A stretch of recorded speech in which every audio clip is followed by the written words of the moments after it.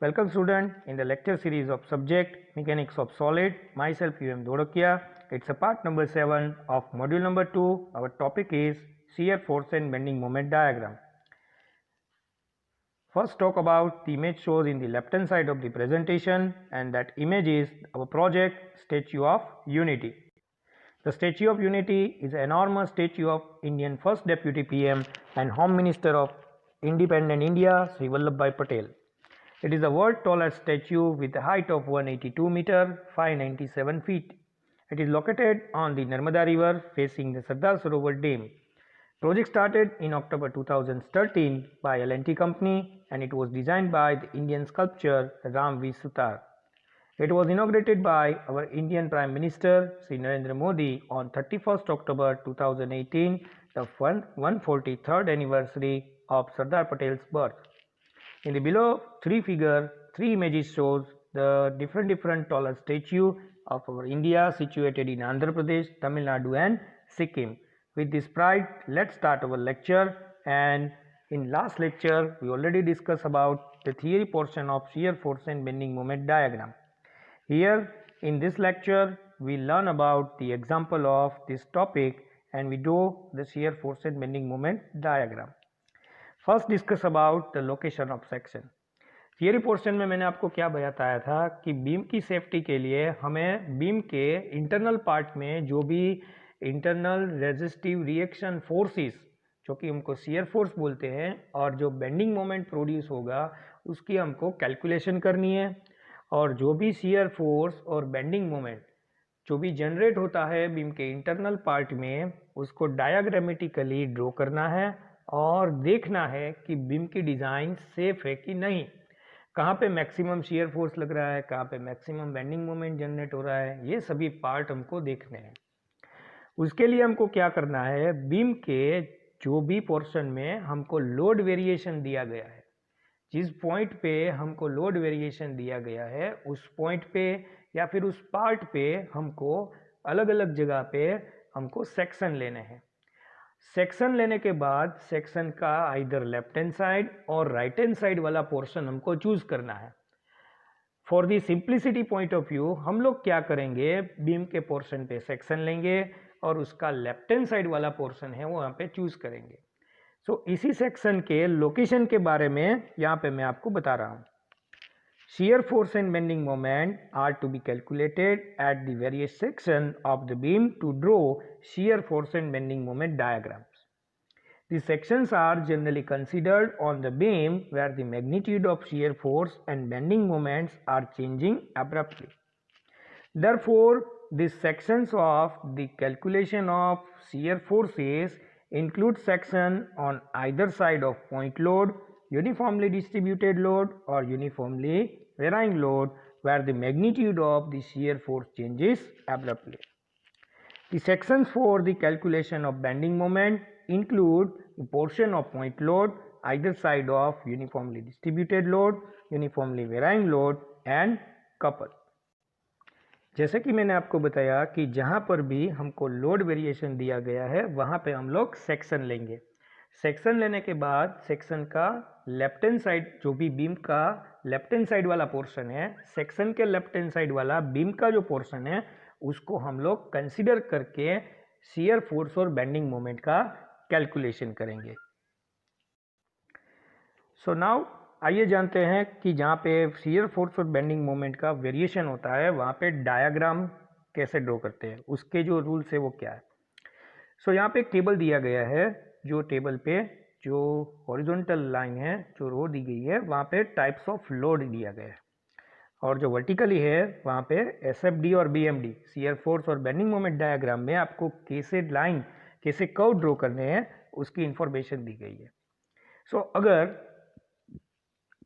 Point load दिया गया है between the two point load और जहाँ पे कोई लोड रीजन पे कोई लोड नहीं है, सो when there is a no load region or between two point load between two concentrated loads, shear force diagram में आपको 0 डिग्री कर्व ड्रॉ करना है और आप बोल सकते हैं हॉरिजॉन्टल लाइन ड्रॉ करनी है जहाँ पे कोई लोड वेरिएशन नहीं दिया गया है और या फिर दो पॉइंट लोड के बीच में. और इसी रीजन पे जहाँ पे कोई लोड नहीं दिया गया है वहाँ पे बेंडिंग मोमेंट डायग्राम में आपको 1 डिग्री कर्व ड्रॉ करना है, जो कि रिप्रेजेंट करता है इंक्लाइन लाइन। आपको इंक्लाइन लाइन ड्रॉ करनी है। फिर यूनिफॉर्मली डिस्ट्रीब्यूटेड लोड कहीं पे दिया गया है तो शियर फोर्स डायग्राम में आपको 1 डिग्री कर्व यानी कि इंक्लाइन लाइन ड्रॉ करनी है। और बेंडिंग मोमेंट डायग्राम में आपको क्या करना है, 2 डिग्री कर्व यानी कि पैराबोलिक कर्व ड्रॉ करना है। अगर बीम पे यूनिफॉर्मली वेराइंग लोड यानी कि यूवीएल दिया गया है तो आपको एसएफडी डायग्राम में 2 डिग्री कर्व यानी कि पैराबोलिक कर्व ड्रॉ करना है। और बेंडिंग मोमेंट डायग्राम में आपको 3 डिग्री कर्व यानी कि क्यूबिक पैराबोलिक कर्व आपको ड्रॉ करना है। ये सभी बातें अगर आपके समझ में नहीं आ रही है तो आप लोग एग्जाम्पल्स के थ्रू इसको बेहतर तरीके से समझेंगे। So let's take example of this topic. So draw the shear force and bending moment diagram, SFD और बीएमडी इसको शॉर्ट में बोलते हैं, for a simply supported beam as shown in figure. Here AB beam is given and 3 concentrated load of 5 Newton, 10 Newton and 8 Newton is given at point C, D and E. So let's calculate or draw the SFD BMD diagram of this figure. Solve this example. The beam is a simply supported beam. Here the two supports given, one is A and one is B. So for the shear force and bending moment diagram, first of all we have to find out the support reactions, and if I removing the supports there are two reactions at A, that is the reaction RA, and if we are removing the roller support there is one another reaction that is RB. So now let's calculate the RA and RB. Here two unknowns or two reaction force at A and B, and we have 3 equilibrium conditions, so that determinate beam can easily solve by the 3 equilibrium conditions. So I am applying our first equilibrium condition, and that is sigma f of x is equal to 0. So here no any kind of horizontal forces are available on the beam, so no need to go for it. Now applying second equilibrium condition, that is sigma f of y is equal to 0. SFD और BMD shear force bending moment, shear force and bending moment diagram draw करने के लिए आपको क्या करना पड़ेगा, पहले support reactions जो है वो आपको कैलकुलेट करने पड़ेंगे। तो यहाँ पे मैंने सपोर्ट्स रिमूव करके वहाँ पे रिएक्शंस अप्लाई किए हैं। ए पे रिएक्शन होगा RA, बी पे रिएक्शन होगा RB, और RA और RB फाइंड आउट करने के लिए इक्विलिब्रियम कंडीशंस का हम यूज़ करेंगे। First equilibrium condition sigma f of x, second equilibrium condition sigma f of y। और यहाँ पे अपवर्ड फोर्स पॉजिटिव लेंगे और downward force negative. Take upward force positive and downward force negative. So here RA is upward plus RB upward minus 5 minus 10 minus 8 and is equal to 0.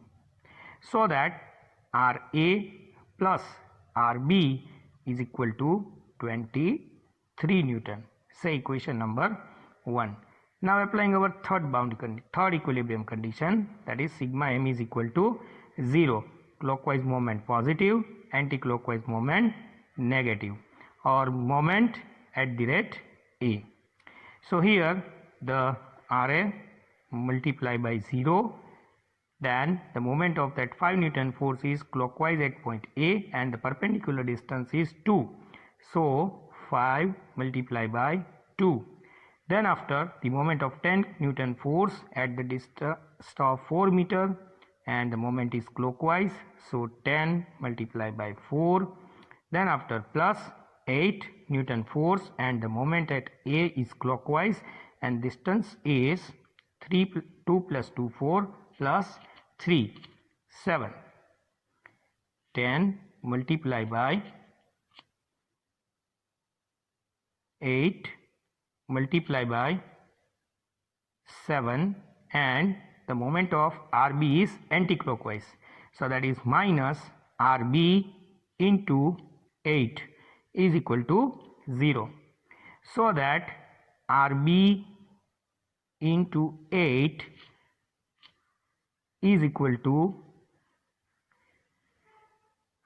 10 plus 40 plus 56.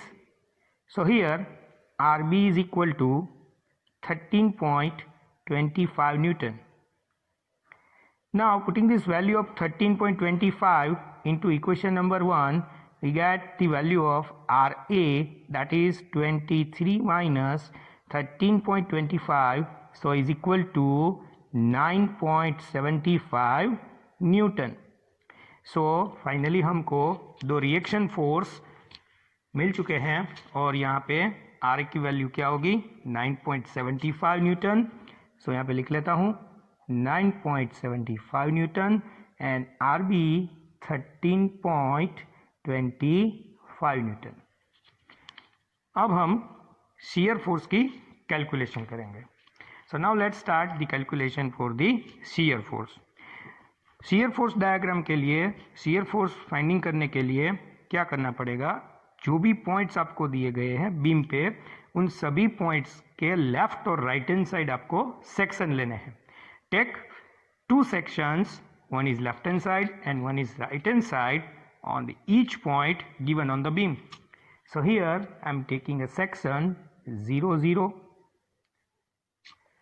1 1, 2 2, 3 3, 4 4, 5 5, 6 6, 7 7, 8 8, 9 9. जितने भी points beam पे दिए गए हैं उन सभी बीम के left और राइट हैंड साइड सेक्शन लगाने हैं और उन्हीं सेक्शन के ऊपर आपको shear फोर्स की कैलकुलेशन करनी है. So now shear force calculation करेंगे.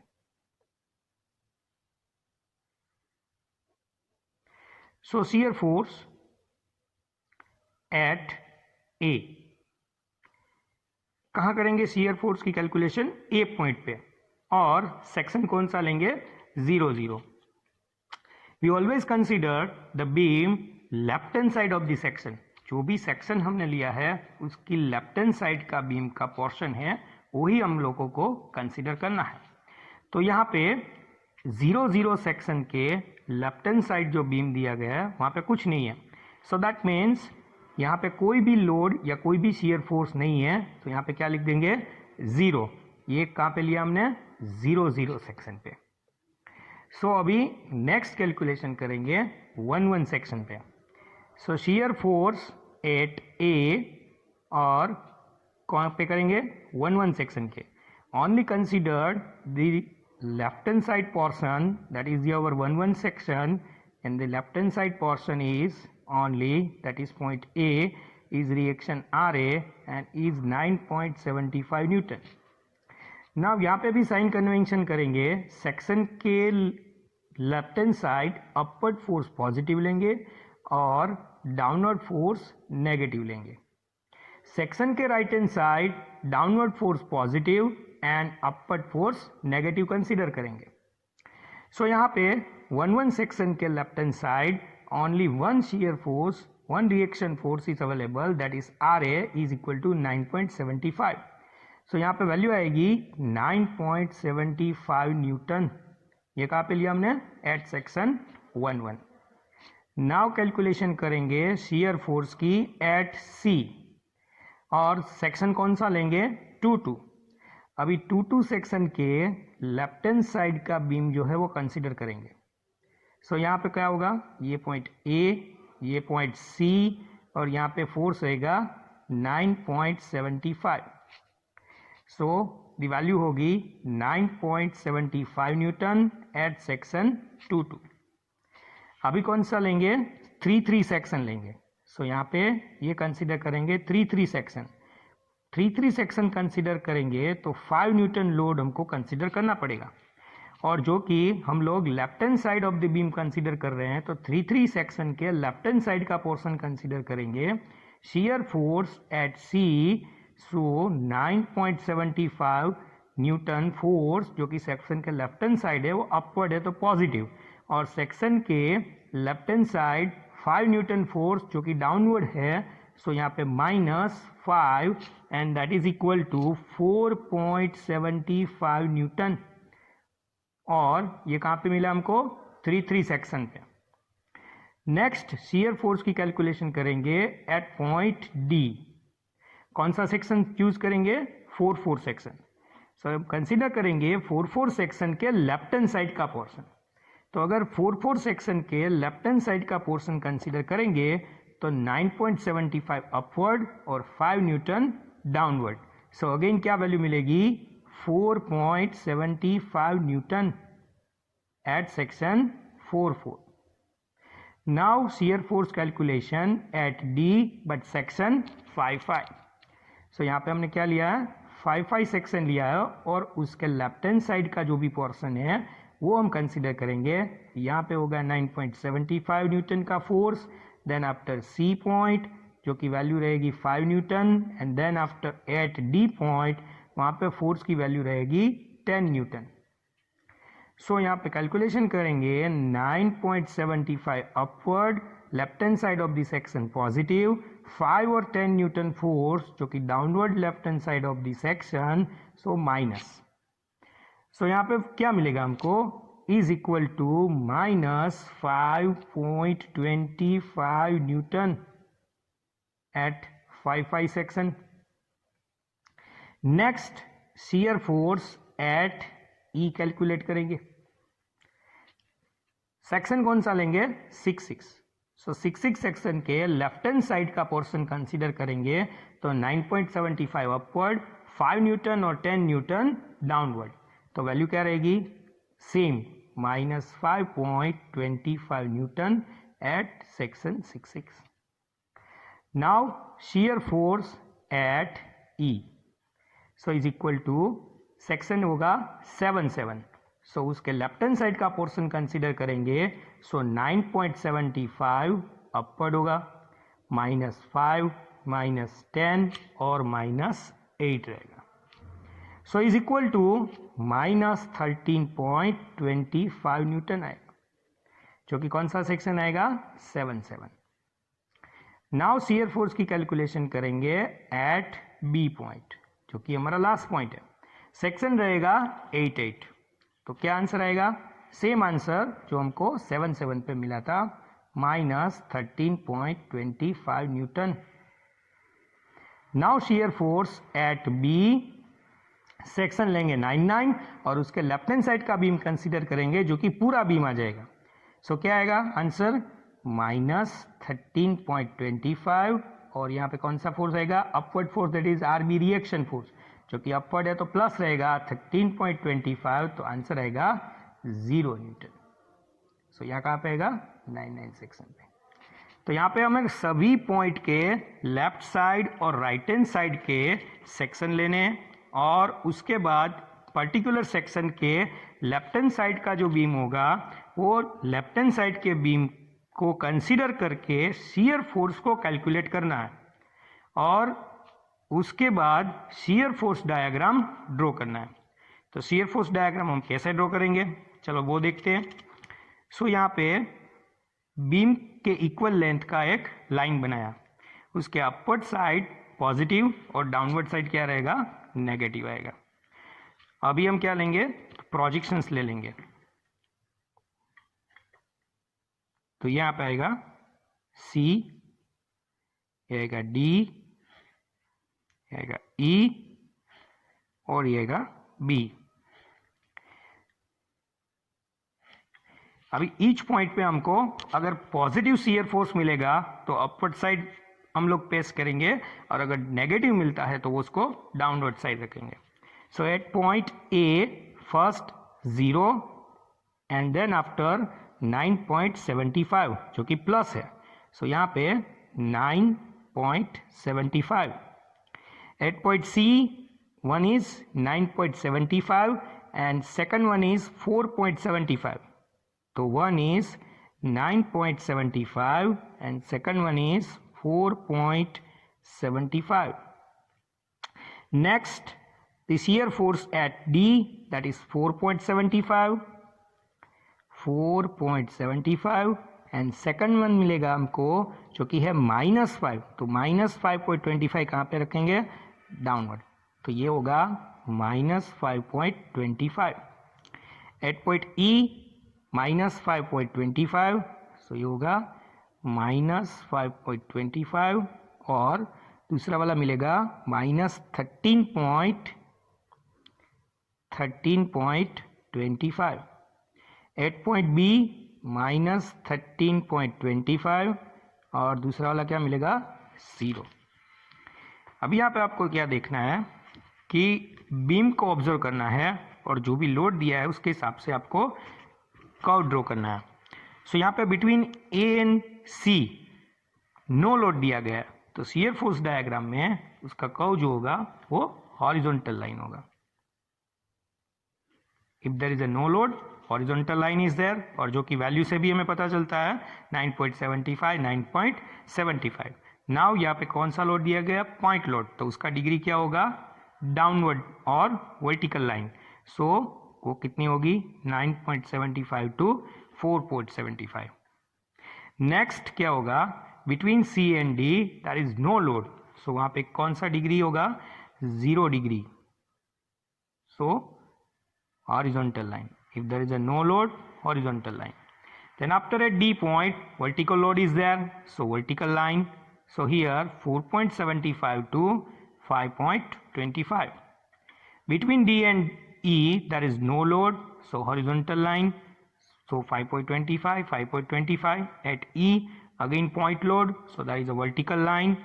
And at last between E and B there is no load, so again horizontal line. At point B there is a vertical load, so vertical line, and our shear force diagram is now complete. So ये हो गया हमारा shear force diagram.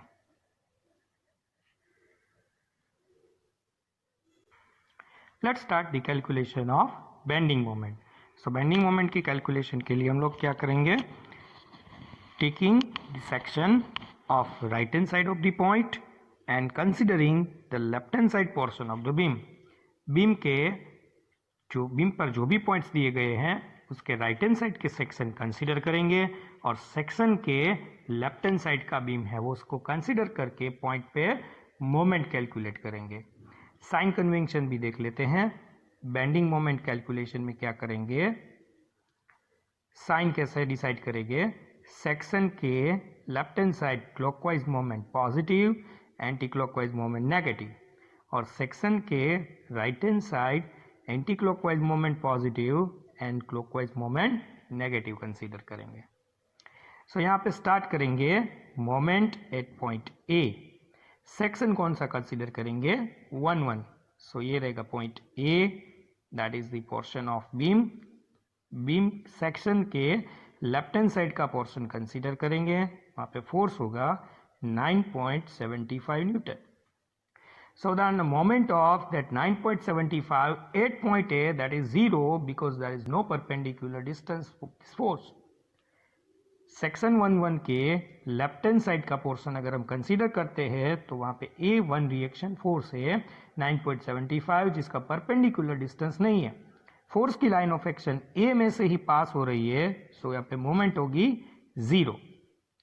Next calculate करेंगे moment at point C.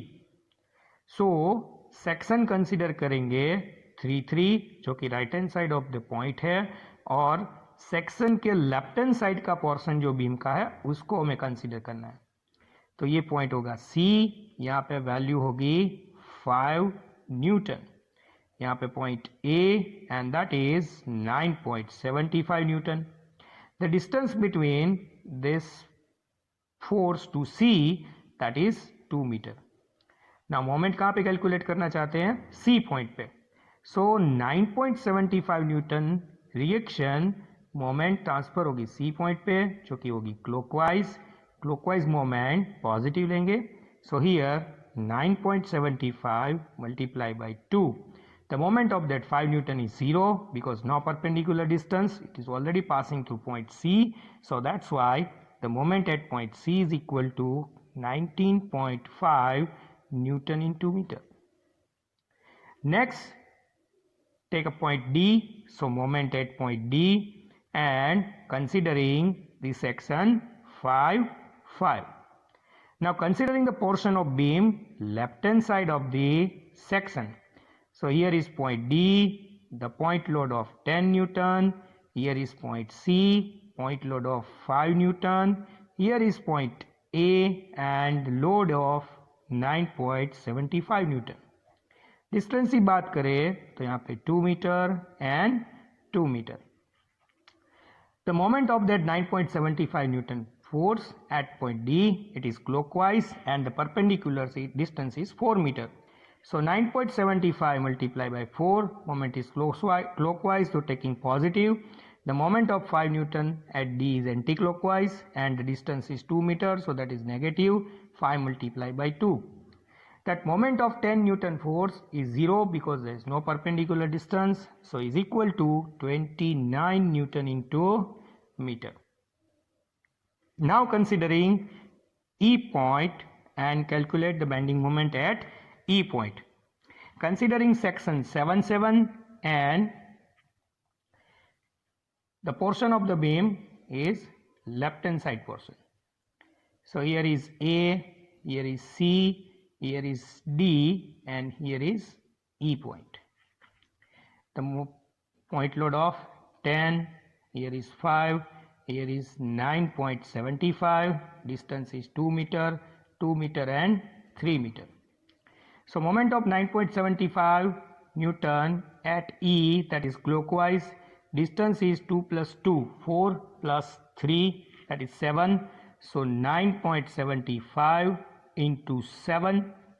The bending moment of that 5 Newton force at E, that is in anti-clockwise direction, and the perpendicular distance is 5 meter, so that is minus 5 into 5.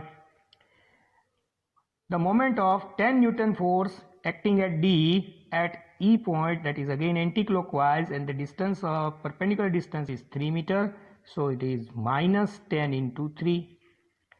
And the moment of 8 Newton force is equal to 0 because no perpendicular distance is there, so is equal to 13.25 Newton into meter.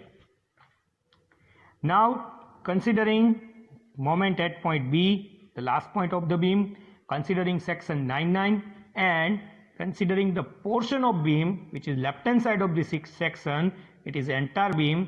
Section 9-9 के left hand side का अगर portion consider करें तो पूरा beam आ जाएगा और moment कहाँ पे कैलकुलेट करनी है, बी पॉइंट पे कैलकुलेट करनी है. सो 9.75 न्यूटन का जो फोर्स है उसकी मोमेंट बी पॉइंट पे कौन सी डायरेक्शन में रहेगी, क्लॉकवाइज डायरेक्शन में रहेगी, और उसका जो डिस्टेंस होगा 2 + 2 4, 4 + 3 + 1, सो दैट इज 8 मीटर रहेगा. क्लॉकवाइज में है तो पॉजिटिव रहेगी, सो 9.75 into 8. 5 न्यूटन का जो फोर्स है उसकी बी पॉइंट पे मोमेंट लेंगे जो कि एंटी क्लॉकवाइज डायरेक्शन में होगी, so taking negative, so -5 into 6.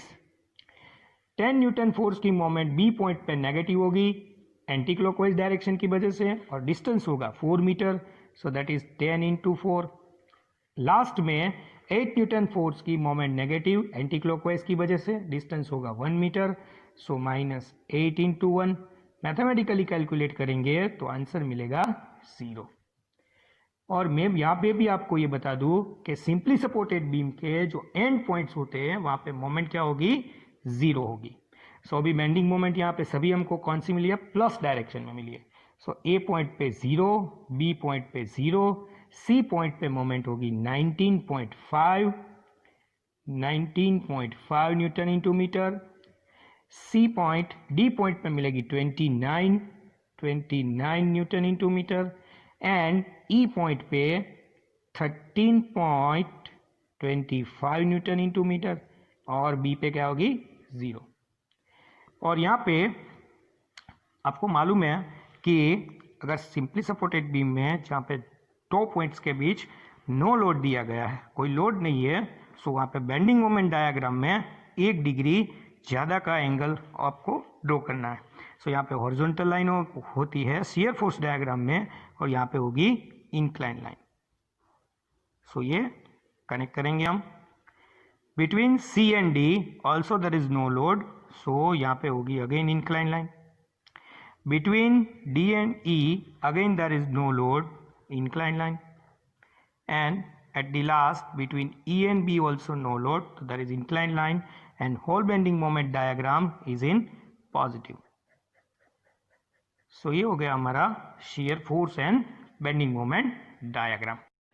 हाँ, तो हमने क्या पढ़ा यहाँ पे, आपको 3 स्टेप्स फॉलो करने हैं। पहला स्टेप्स क्या फॉलो करना है, आपको फ्री बॉडी डायग्राम बनाना है। फ्री बॉडी डायग्राम बनाने के लिए आपको क्या करना पड़ेगा, बीम के जो भी पोर्शन में यूडीएल, यूवीएल और या भी कोई भी सपोर्ट दिए गए हैं तो उसको आपको रिएक्शन फोर्सेस में कन्वर्ट करने हैं। यूडीएल को भी आपको कॉन्सेंट्रेटेड लोड में कन्वर्ट करना है। उसके बाद आपको सेकंड स्टेप क्या करना है, आपको रिएक्शंस जो भी है वो फाइंड आउट करने हैं by using equilibrium conditions. Sigma F of x is equal to 0, sigma F of y is equal to 0 and sigma M is equal to 0। And then after third step में आपको क्या करना है, third step में आपको shear force और bending moment का calculation करना है और जो भी वैल्यू आपको मिलती है उसको आपको यूज करके शियर फोर्स और बेंडिंग मोमेंट डायग्राम रूल्स के हिसाब से ड्रॉ करना है। सो हमने अभी क्या देखा, यहाँ पे देखते हैं प्रेजेंटेशन में। So it is a beam and here I am replacing the simply supported beam by RA and roller support by the RB. By using this our condition, here we get the RA is equal to 9.75 and RB is equal to 13.25 Newton. Both are in upward direction, so values हमारी right है। Then after in the third step we have to calculate the SF and BM, that means shear force and bending moment at different location of the beam। और यहाँ पे हम लोग को क्या करेंगे, डिफरेंट सेक्शन लेंगे। सो जैसे कि यहाँ पे ए पॉइंट पे लिया है 0 0 1 1 2 2 3 3 4 4 5 5 6 6 7 7 8 8 एंड 9 9 सभी जगह पे हमने सेक्शन लिया है। और शियर फोर्स का कैलकुलेशन जो है ए पॉइंट पे, सी पॉइंट पे, डी पॉइंट पे, ई पॉइंट पे और बी पॉइंट पे किया है। सभी जगह पे जब भी आपको शियर फोर्स कैलकुलेट करना है तो सेक्शन लेके सेक्शन के लेफ्ट हैंड साइड वाला पोर्शन आपको कंसीडर करना है और फिर उसका कैलकुलेशन करना है। देन आफ्टर आपको क्या करना है, बेंडिंग मोमेंट का कैलकुलेशन करना है। वैसे ही करना है जैसे कि हमने शियर फोर्स में किया था। पॉइंट के साइड में आपको सेक्शन लेना है, जहाँ पे भी लोड वेरिएशन दिया गया है वहाँ पे आपको सेक्शन लेना है और उसके बाद उसका बेंडिंग मोमेंट का आपको कैलकुलेशन करना है। तो यहाँ पे हमने A point, C point, D point, E point, B point सभी जगह पे बेंडिंग मोमेंट का कैलकुलेशन किया है, जहाँ पे हमको डिफरेंट वैल्यूज़ जो है वो हमें मिलती है। बाद में क्या करना है, रूल्स के हिसाब से आपको डायग्राम बनाना है। डायग्राम कैसे बनाएंगे हम लोग, सो यहाँ पे बिटवीन ए एंड सी कोई लोड नहीं दिया गया है, सी और डी कोई लोड नहीं दिया गया है, डी और ई के बीच में कोई लोड नहीं दिया गया है और ई के बीच में, बी और बी के बीच में कोई लोड नहीं दिया गया। तो ये सभी जगह पे हॉरिजॉन्टल लाइन हमको मिलेगी। सो ये हो गया हमारा शियर फोर्स डायग्राम। सो जहाँ पे नो लोड दिया गया पे हॉरिजॉन्टल लाइन, अगर कॉन्सेंट्रेटेड लोड दिया गया तो वर्टिकल लाइन और उसके बाद आपको बेंडिंग मोमेंट डायग्राम ड्रॉ करना है। सो नो लोड पे क्या करना है, आपको 1 डिग्री लाइन यानी कि इंक्लाइन लाइन आएगी और फिर बाद में आपको सभी जगह पे मोमेंट्स पुट आउट करके आपको पूरा डायग्राम ज्वाइंट करना है। So it's the end of our part number 7 and in the next part we will discuss more example of this topic. Till that, thanks for watching, keep learning and wish you good luck to all.